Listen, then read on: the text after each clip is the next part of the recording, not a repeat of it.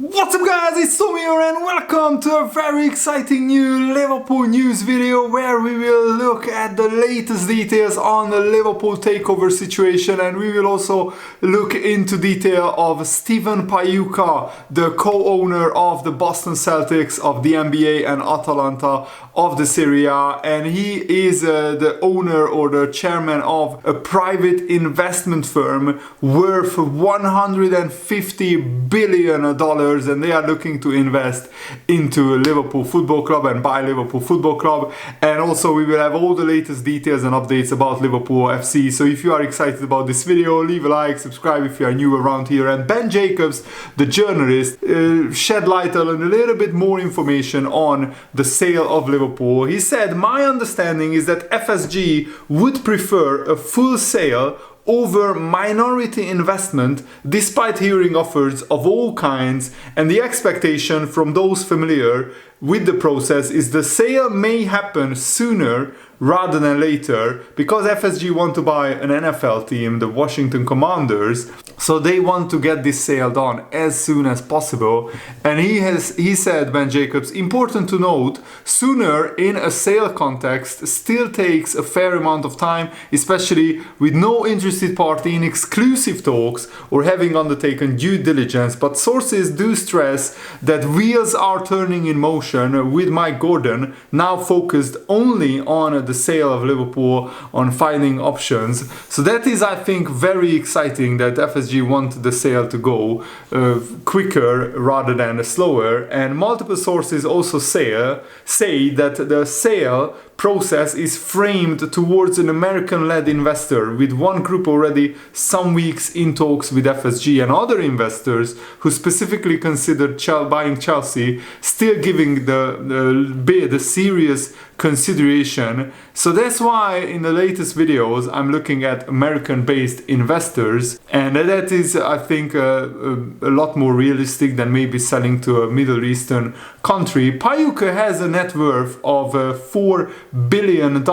However, he is the chairperson of Bain Capital, which is a private investment firm dealing with over $150 billion worth of assets. He's the co-chairman of NBA franchise, as they call it there, NBA Boston Celtics, and more recently he acquired a 55% majority stake of Serie A side Atalanta. Pagliuca is extremely interested in adding another sporting business to his ever-growing portfolio, and even recently failed in his attempts to buy Chelsea FC, and he didn't make the final shortlist of potential buyers for Chelsea. Pagliuca promised fans when in the running to purchase Chelsea that he intended to invest heavily into the first team to ensure that they continue competing for championships and trophies, and we can expect that to happen if he buys Liverpool. He would promise to compete for the biggest trophies and titles while owning Liverpool Football Club as well.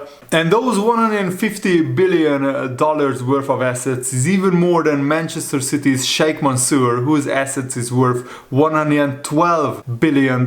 So effectively, the private investment firm that Pagliuca is the co-chairman of is richer than Man City's owners, which blows my mind, because those guys, Man City's owners, are some of the richest people in the world. So Pagliuca's net worth, his company's net worth is 119 billion pounds, and Man City owner's net worth is around 17 billion pounds. So effectively, Pagliuca is like 7 or 8 times worth more his company than Man City's owners, which is just mind-blowing to me, really. But the news of Pagliuca becoming a potential owner did not go down well with some Liverpool fans, as they took to Twitter to express their disapproval of the American investor taking over Liverpool. Even a hashtag Pagliuca out was used, and many fans tweeted that they should be terrified if Pagliuca takes over Liverpool, while others labeled him as just another American investor out to line his own pockets. The Scousers aren't the first fan base to show dislike for American businessmen because Man United, of course, are protesting against the Glazers. The main reason behind this disapproval of American investors is due to the popular belief that Americans investors are just in it for the money, not in it for the glory, for Liverpool winning trophies and titles, and that's my biggest concern with an American investor as well. Steven Pagliuca is a textbook private equity businessman, represents exactly who they don't want at their club.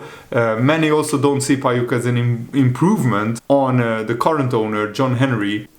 One Liverpool fan jokingly said, "I just tied myself to construction work on the upgraded Anfield stand until Pagliuca is confirmed to be out of the race to buy Liverpool Football Club." That is brilliant. And yesterday we already talked about the NBA's best owner who is interested in buying Liverpool, but the Empire of the Cup published a brilliant article saying that Liverpool might feel inclined to avoid any offers coming from the Philadelphia 76ers owners John Harris and David Blitzer, both of whom under Harris Blitzer Sports and Entertainment investment company have been labeled a genuine suitor as well to buy Liverpool FC, because a survey made by the Athletic news outlet perceives Steve Ballmer, who we talked about yesterday, as a highly competent individual within the NBA owners. This survey found the former group, the Harris Blitzer group, to be comparatively lacking. They basically voted them as the fourth worst owners in the NBA, which is pretty terrible, pretty concerning, because there are a lot of NBA teams. I'm not sure how many in particular, but more than 30, 35, and it's a worrying sign. But I've never heard of these guys before, so I'm not sure if they are seriously interested in buying Liverpool. The key thing for Liverpool, beyond the potential owner possessing a huge amount of wealth, is that they are capable of building on the solid commercial and professional base that FSG have built at Liverpool in the past 12 years. Since the Americans' takeover, Liverpool have an impressive array of experts across the club who have largely made admirable business decisions. So FSG made a lot of mistakes at the beginning, but they learned from those mistakes and they put the right people in charge of the right departments at Liverpool to see the club soar, and that's why Liverpool won 8 trophies in 8 seasons under Jurgen Klopp. It's not enough to have the funds to properly back Jurgen Klopp and Julian Ward in the transfer market, but we need to feel assured that the right calls will continue to be made behind the scenes. So let's hope that FSG choose the right kind of owner for Liverpool Football Club going forward. And I will be honest, if I have a choice, I don't want another American ownership, because we know where that goes. We know that it's a sell to buy policy. I want an owner or an ownership group who will spend more money than FSG spent to make Liverpool more competitive and to get Liverpool competing again for the Premier League title and the Champions League. And also, Liverpool could be handed a major advantage after the World Cup is over, because Liverpool only have 7 players going to the World Cup. Arsenal have 10 players, Tottenham have 11,